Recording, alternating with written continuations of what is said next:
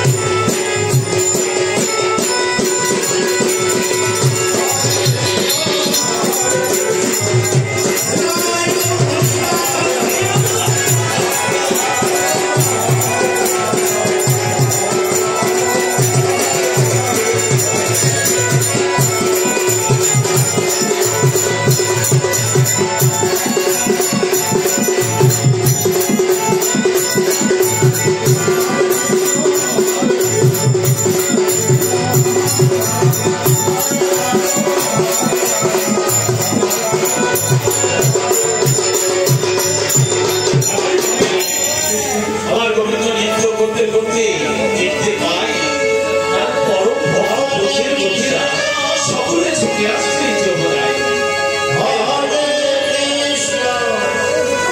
ওই ঘাটের পাড়ে ছিল একটি কদম্ব। ওই কদম্ব বৃক্ষের শাখের উপরে গিয়ে চুপটি করে বসে রইলেন। আর এদিকে ব্রজের গোপীরা সকলে কলসি নিয়ে মনের আনন্দে নৃত্য করতে করতে আসতে শুরু করেছে যমুনার ঘাটে।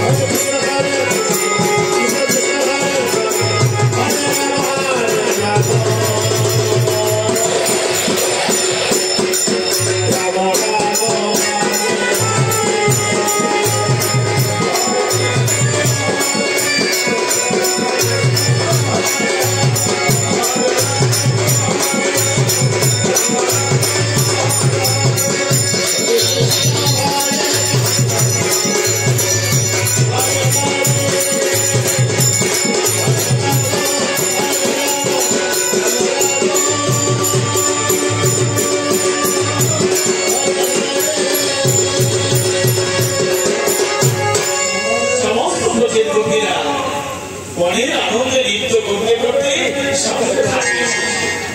ঘাটে এসে রায়ধকে বলছে, এই সখীরা, তাহলে কম্বল নিয়ে আসবে বাড়িতে। এই বিশ্বকা, এই বৃন্দে, এই শোন শোন, আজ কতদিন পরে আমরা সমস্ত সখীরা মিলে এসেছি যমুনার ঘাটে। আজ আমাদের মনে হয় কোনো লজ্জা শরম বলে কিছু নেই, তাই না রে? কেন রে? এতে আমার লজ্জার কি আছে? আমি তো বললাম আমাদের পরিবার পছন্দ হলো, যমুনার জলে যৌথ করে যমুনার পাড়ে মেলে দেব। এতে আমার লজ্জার কি আছে রে? সমস্ত সখীরা বলছে, এই ললিতা, লজ্জার কি আছে বুঝতে পারছিস না?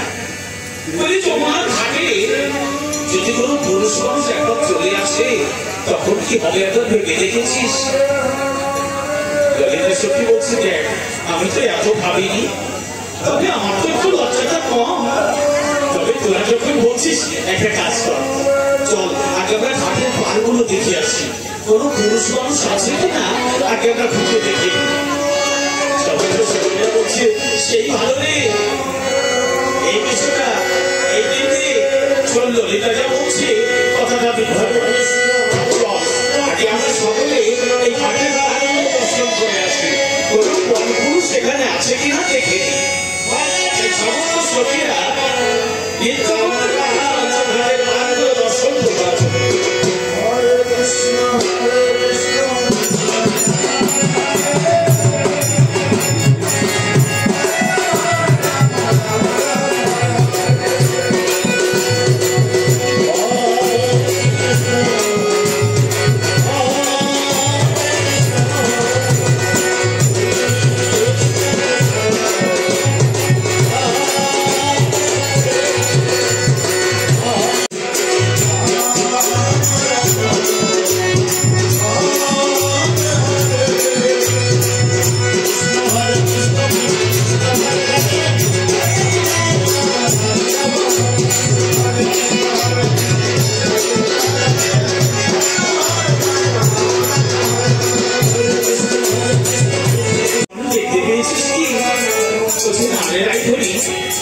যেখানে গিয়েছিলাম সেখানে কোনো স্মরণ করতে পারি।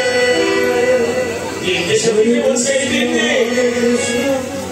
তুই যে পারে গিয়েছিলি সেখানকার খবর কি হয়? নির্দেশক বলছে দেখ রাখি সত্যি আজ আমরা যেখানে এসেছিলাম আজ মনে হচ্ছে যমুনার ঘাটে শুধু আমরাই আছি আর যমুনার ঘাটে কোনো পুরুষ মানুষ নেই। বলছে বাবা খুব ভালো হয়েছে।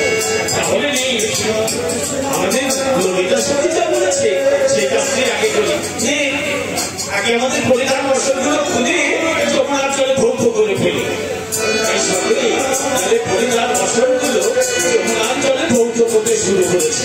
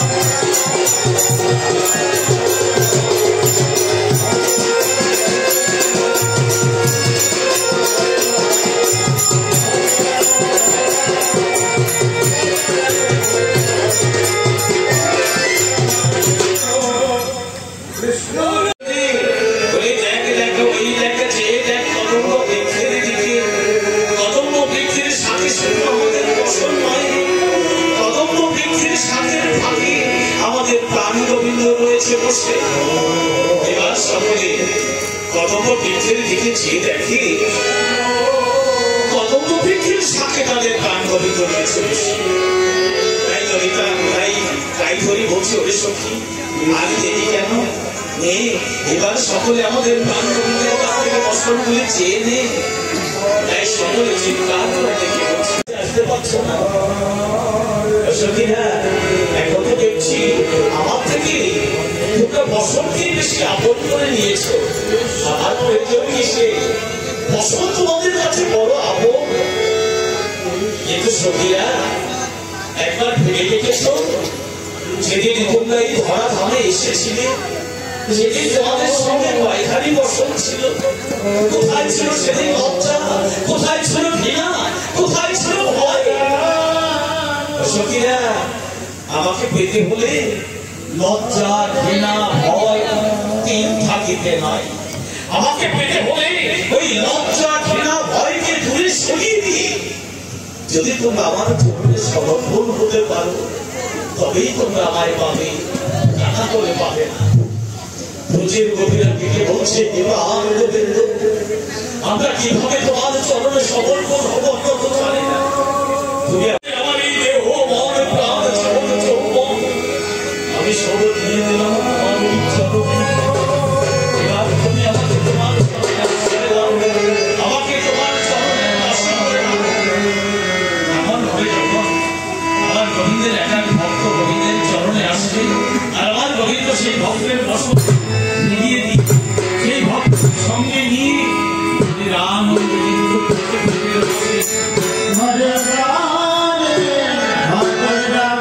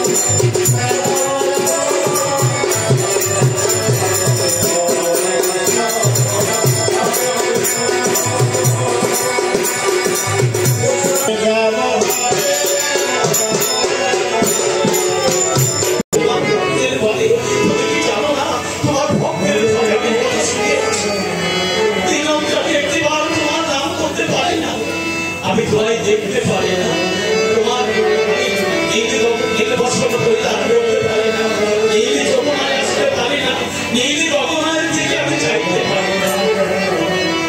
আজ এসেছি কত আশা নিয়ে যমুনার বুকে, তোমার কাছে বাবার আসে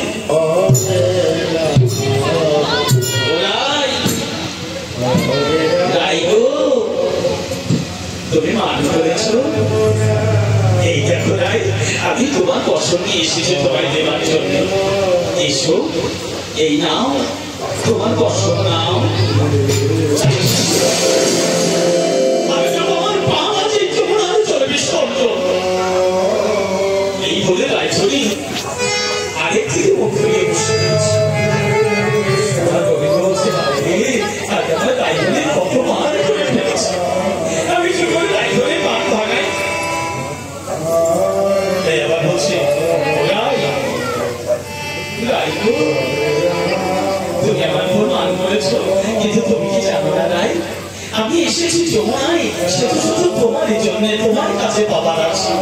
আর সেই তুমি আমাকে কেমন করে মান করেছো, এবার মান পেয়েছ, নাও বর্ষণ নাও।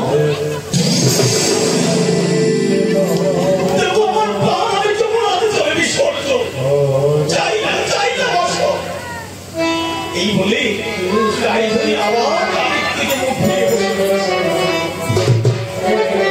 চতুরের শিরোমণি আমার গোবিন্দ রায়ধনীকে মনে মনে বলছে, রায়ধনী তুমি আমার উপর মান করেছ, আমিও দেখতে চাই কত সময় তোমার মান করে ধরে রাখতে পারো। তাই চতুরের শিরোমণি আমার গোবিন্দ রায়ধনীকে শুনিয়ে শুনিয়ে বলছি,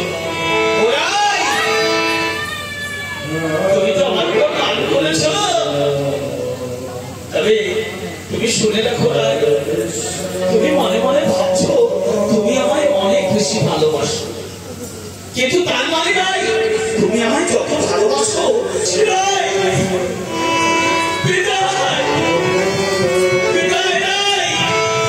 এই কথা বলে আমার গোবিন্দ কোথায় কোথায় চলতে শুরু করেছে।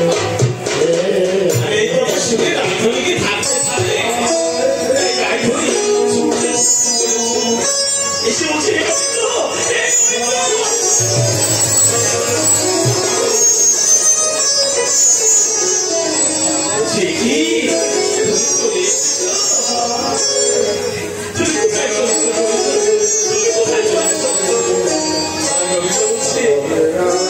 চেয়েছিলাম, তবে তুমি যখন এসেছো আর যাবো আমি মাল যমুনায়, কেন প্রান্তে দিব?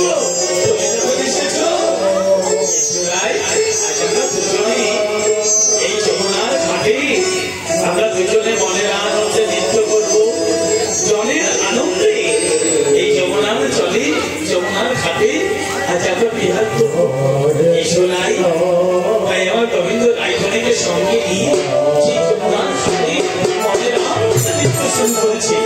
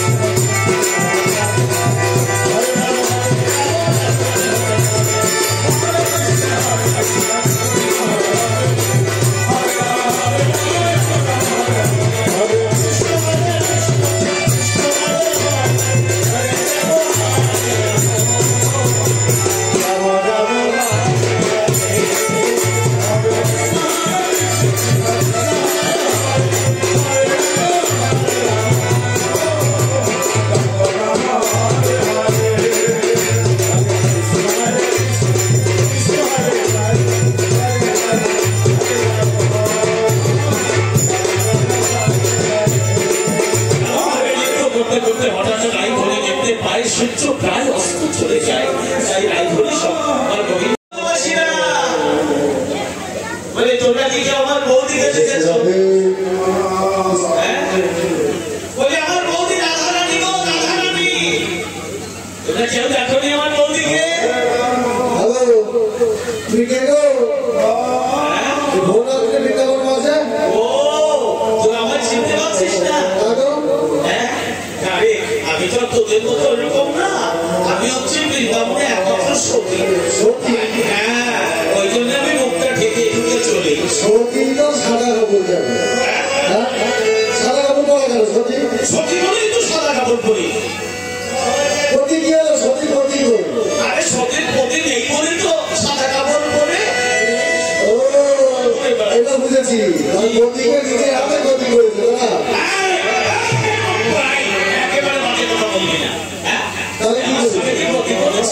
আমার স্বামী কত ভালো ছিল, আমার স্বামী নিজেই চলে গেছে সর্বদামে। তোর নাম কি গো? তুমি চিনতেই পারলাম না, মুখটা তুমি না দেখাও। চিনতে পারিস এই জন্যই সমস্ত কথা বলছি, তাই না? ঠিক আছে, দাঁড়া দাঁড়া, যেটি দেখতে চাইছিস তো দেখাচ্ছি। হ্যাঁ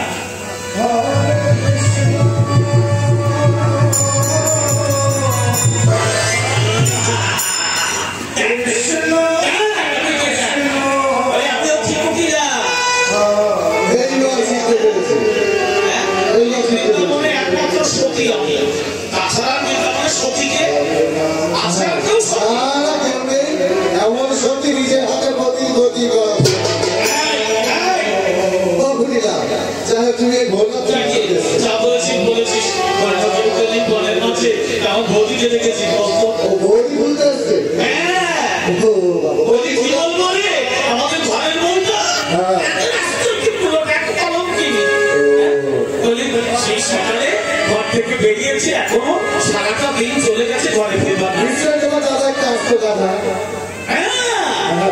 আমার দাদাকে আমি কতবার বলেছি, দাদা রে ও বউ নিয়ে সংসার হবে না, কে কার কথা শুনে দাদা বলে ওর বউ নাকি একেবারে সত্যি লাগছে। শোনো, বৌদিকে খুঁজতে পারি, বৌদি ঠিকানা বলতে পারি, ছোট্ট করে একটু দেখতে পারি। আমার মতো সত্যি না দেখে আমি আর তুমি ঠিক আছে, অল্প করে সবাই খুব অল্প করে আছে, আমার বৌদি খুব দরকার।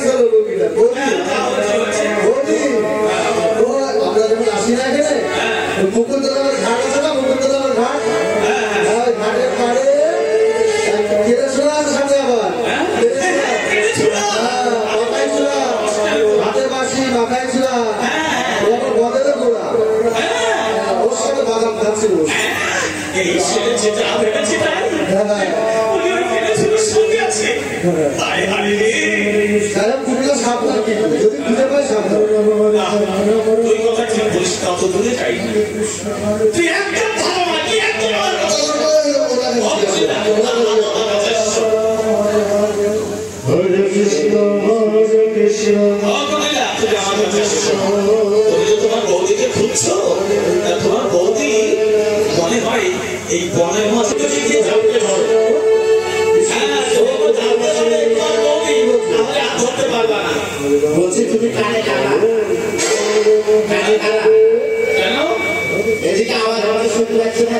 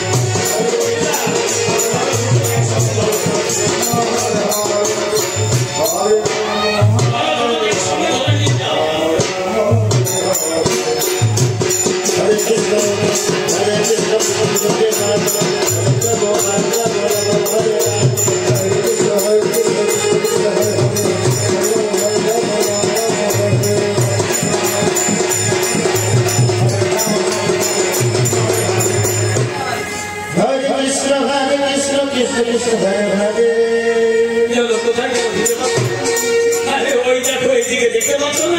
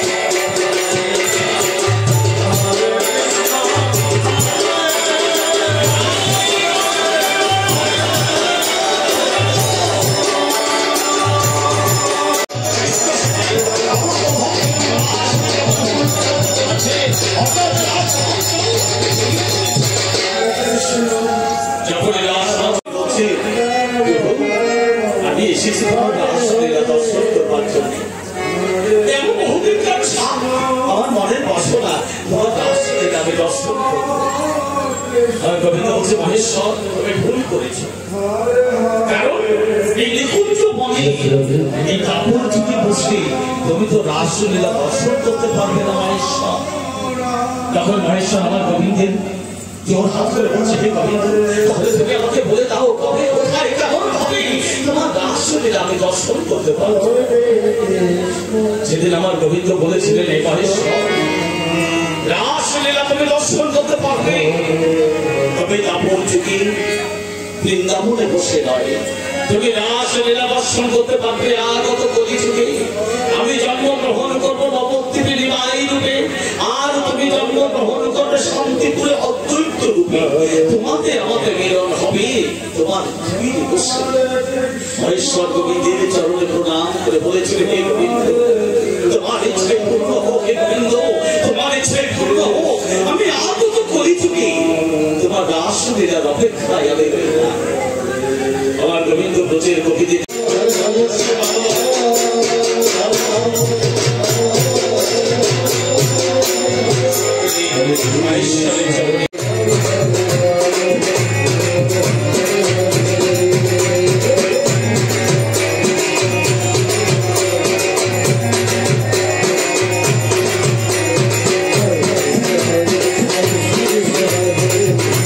Hare Krishna